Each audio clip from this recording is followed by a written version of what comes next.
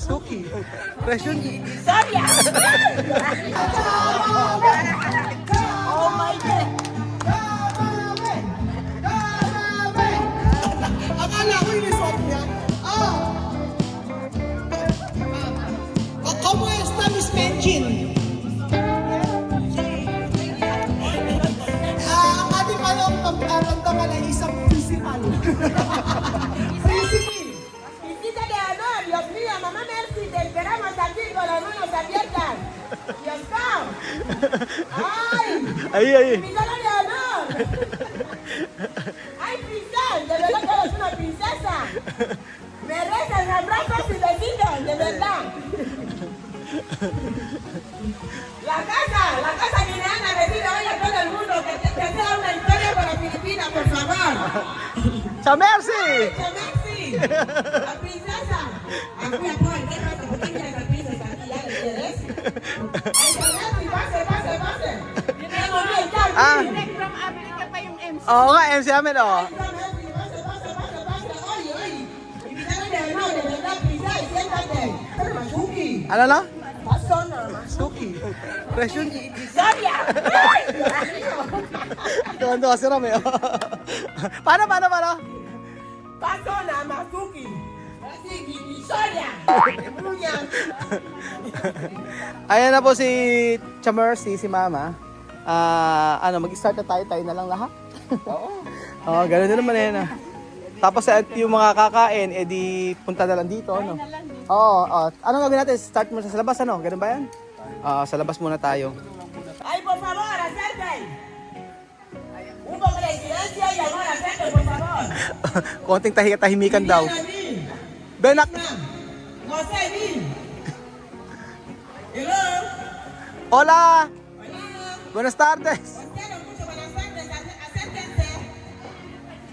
Por favor. Han dicho que acérquense por ahí. A ver, acérquense, por favor. MC natin. Amerikano, Acérquense Espanyol. ahí, vámonos. Están invitando ahí. A ver, hagan la foto. Hagan la foto, que quiero una foto. Hagan la foto. Foto. Akala ko, yan na yung damit ni Chasesa, may pasabog pa pala siya. hindi pa pala yan ang damit niya, pambihira. Magbibihis pa si Chamame, hindi pa pala yun ang start. Oo, akala natin yan na yung damit ni Chamame, meron pa pala siya. Oo. Game na ba tayo? Ayan, bago tayo magsimula, Pastor, kailangan ng gunting. O kailangan ng gunting tsaka oil. Ayun.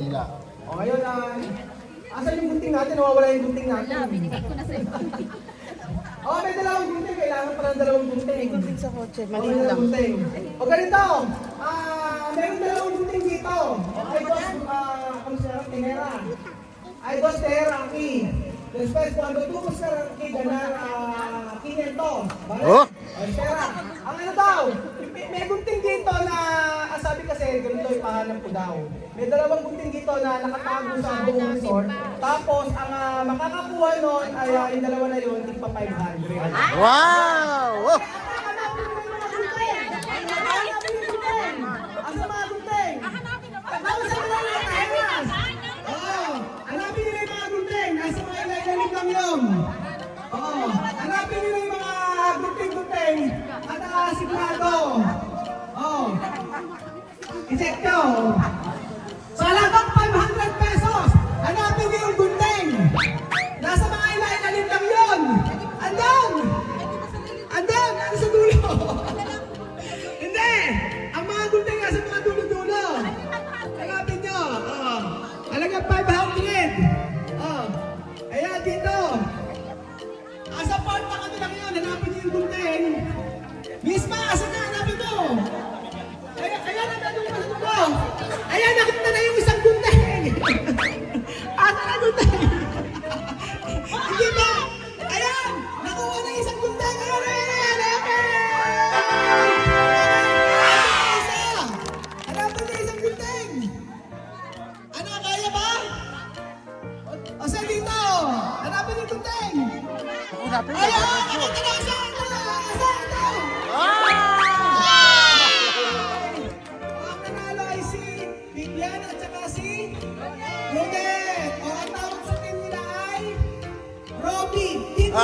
Sana ikaw na. And next tayo, ano na? Yun na, start na tayo. Ganun lang. Wakan mo. Reyna. Ganun lang, hinahag natin yung hotel. Ayun, sa akin, magandang umaga po. Ay, meron pa pala, Pastor Amil. Antayin po natin ang panauwing, panauwing, panauwing pandangan. Aha. Kaya, antayin natin mga 5 minutes. Meron pasabog po sa inyo. Sa Teasa. Tama nga, labas na dyan! Tama nga, abyan, labas! Abyan, akala ko dala siya nagpunta rito eh. Ay! Oh my God!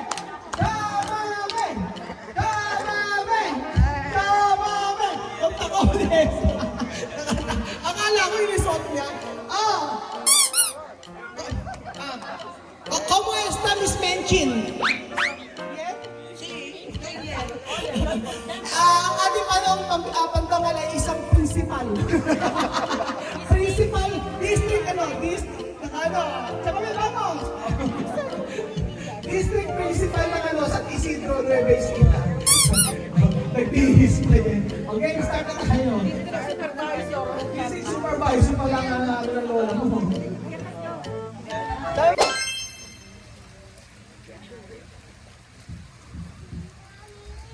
Okay po, isang maganda at pinagpalang umaga po sa ating lahat. At I think karamihan po dito ay lagi ako nakikita. No? Every time na tayo po merong ganitong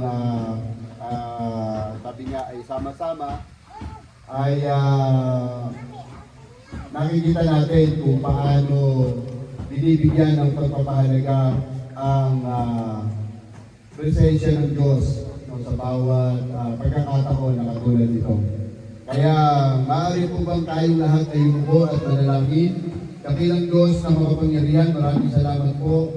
Sa umagang ito, kami po ay narito upang gawin ang isang napakadakilang bagay na kung saan ang gawain ito ay magbibigay ng kaluguran sa iyo pong pangalan. Sinabi mo, Panginoon, sa iyong mga salita, na kapag inuna ka namin, ikaw ang siyang magpapala sa amin. Sinabi mo sa iyong mga salita na kapag ginagawa namin o anuman ang aming ginagawa, ito ay gawin namin upang mabigyan ka ng lugod at ikaw dakilang Diyos ang siyang tunay na mapaparalan. Kaya mo sa umagang ito, sa amin pong pagsasama-sama sa lugar na ito ay hinihiling po namin sa pangalan ng Panginoong Kristo na kami po iyong samahan sa lahat ng aming pong gagawin. Maghari ang iyong kalooban, maghari ang iyong kapangyarihan kapayapaan sa lugar na ito, sa pangalan ng aming Panginoong Jesus, ang aming panalangin. Amen. Amen. Parapakan nga po muna natin ang Panginoon. At okay lang po ba kayong nakatayo sa loob lang po ng 3 minutes? Okay lang po ba? Okay po. At nais ko lamang po basahin, pinakamagandang pundasyon po ng ating gagawin is yung pong nasa Psalms chapter 24 verse 1 or ang record ng awit kabanata 24 talata 1. The earth is the Lord's and everything in it, the world and its people belongs to Him. Ang lahat ng nasa daigdig, ang may-ari ay si Yahweh, itong ating Panginoon. Napaka-laki ng ginagampanan ng tao sa bawat pinagkakatiwala sa kanya ng Panginoon. Pero gusto ko po maunawaan natin na higit na dapat na i-recognize natin kung sino ang Diyos sa ating po mga buhay. Higit na i-recognize natin kung sino ang Diyos sa kung anuman ang mayroon tayo. Bakit natin kailangan i-recognize ang Diyos? Unang-una, kung wala ang Diyos, wala tayo. Kung wala ang Diyos, wala ang mga bagay na nakikita natin. Kung wala ang Diyos, hindi natin kayang mabuhay sa mundong ito. We have to recognize God from our personal life hanggang sa mga bagay na kung ano ang meron tayo. Since ito ay isang pagpapala mula sa Panginoon sa buhay ng ating po Brother Ruel at ang kanyang buong sambahayan. Kinakailangan po hindi lamang natin i-recognize ang Diyos, kung hindi buong puso po natin ipagkatiwala sa Diyos ang lahat ng ito. Recognizing the Lord, recognizing the true honor na kung ano ang meron tayo is indicating your full trust. Your full trust sa Panginoon. Na gaya na sinasabi ng Proverbs chapter 3 verse 5 to 6. Trust in the Lord with all your heart and do not depend on your own understanding. Seek His will in all you do and He will show you which path to take. So mahalaga na sa bawat ginagawa at gagawin natin, mahalaga ang pagtitiwala sa ating Panginoon. At higit sa lahat, hindi dito nagsisimula lang o nagtatapos ang isang magandang bagay na binibigay sa atin ng Panginoon. So that we must ask God's wisdom and understanding upang kung ano man yung pinasimula ng Panginoon ay maayos nating magampanan at maayos nating mapangalagaan kung ano yung pinagkatiwala sa atin ng Diyos. Kapagkat napakahirap, literally speaking, kung ikaw ay bibigyan ko ng isang mahalagang gamit at hindi mo ito iingatan, hindi na kita uli bibigyan. The same sa Panginoon, kung binibigyan tayo ng ganitong mga bagay, ingatan natin ito, pangalagaan natin ito, bigyan natin ito ng importansya at higit sa lahat, humingi tayo ng wisdom sa Panginoon upang ang mga bagay na ito na pinagkatiwala sa atin ng Panginoon ay hindi basta-basta masayang. And let us ask God to surround us for God-fearing people. God-fearing people. Kaya maraming tao namamali, maraming tao ang napapahamak, maraming tao ang hindi nagiging matagumpay. It's simply because hindi namimili at nagre-recognize ng tamang tao. Let us ask God for the wisdom. Let us ask God for the godly, fearing people. Kapagkat kung gaano man tayo mabait, sigurado, meron mga taong magmamanipula at meron mga taong mag-aabuso sa kung ano ang meron tayo. But if God gave us a God-fearing people, wala tayong magiging pamangpa. Gaano mang kaliit, gaano mang kalaki, pagkatiwala sa atin, lalo na sa paraan ng pananalapi. Kung ang mga taong ating kasama at kasalamuha ay mga taong may takot sa Diyos, tandaan natin, mas magiging successful ang lahat ng ating gagawin. At higit sa lahat, bago tayo manalangin, gawin natin palagi ang kalooban ng Diyos. At huwag natin siyang kakalimutan. Napakaraming tao, naging successful lang, hindi na kilala ang Diyos. Dumami lang ang pera, hindi na marunong magsimba. Mas pinili ang maraming tao, mas pinili ang may makapangyarihan na mga tao kaysa sa Diyos. Pero gusto ko po sabihin na bawat isa po sa atin, without God, and everything is nothing. Without God, everything is nothing. If you don't have everything in this world, but if you have God, then you have everything. Pero kung meron ka man ng mga bagay na nandito sa lupa, pero kung wala kang Diyos, walang kabuluhan ang lahat ng bagay. Sa bawat isa po sa atin, bilang pakikiisa sa napakahalagang araw na ito, na pananalangin at pagkatalaga ng lugar na ito, mahalaga bigyan natin at i-recognize natin ang Diyos sa ating mga buhay.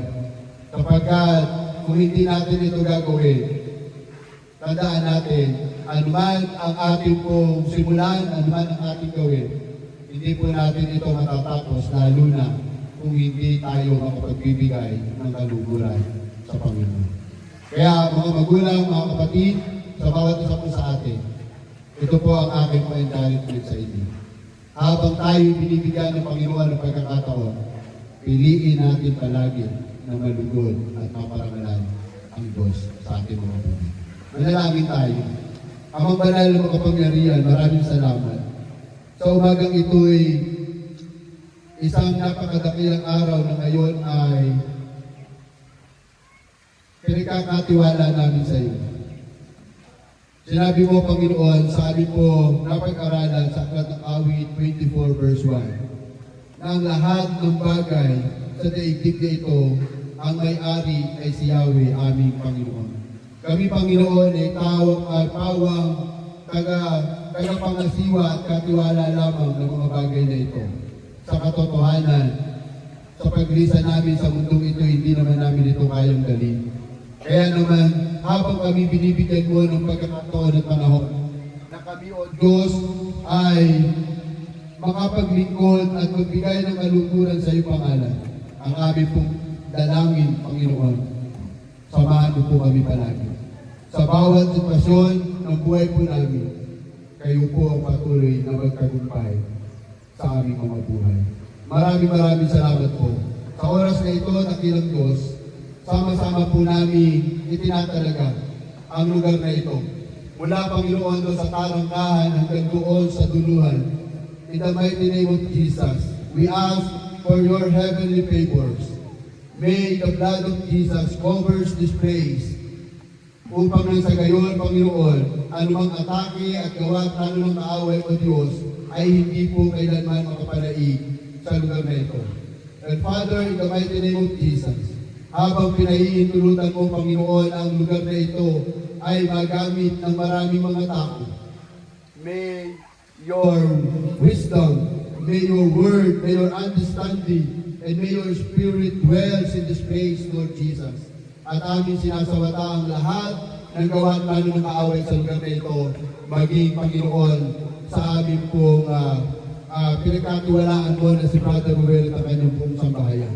Panginoon, ang aming pong panalangin, may the heavenly favors and protection, Lord God, ay maranasan ng lugar na ito. At habang kami, Panginoon, maya-maya ay magpapahid ng langis. Inaangkin po namin, Panginoon, ang langis na ito ay sumisimbolo ng iyong banal na dugo na siyang patuloy na magpuprotekta sa lahat ng mga gawa't lalo ng kaaway sa lugar po na ito. As we declare that this Casa Guiñana is for Jesus, that this place belongs to Jesus. As we always declare that Jesus is Lord over this place. Maraming salamat po. Pinagkakatiwala po namin sa iyo ang lahat ng bagay. Sa pangalan ng Panginoong Jesus po ang aming panalangin. Amen. Amen. Bigyan natin ang malakas sa palakpakan ng Panginoon. Praise the Lord.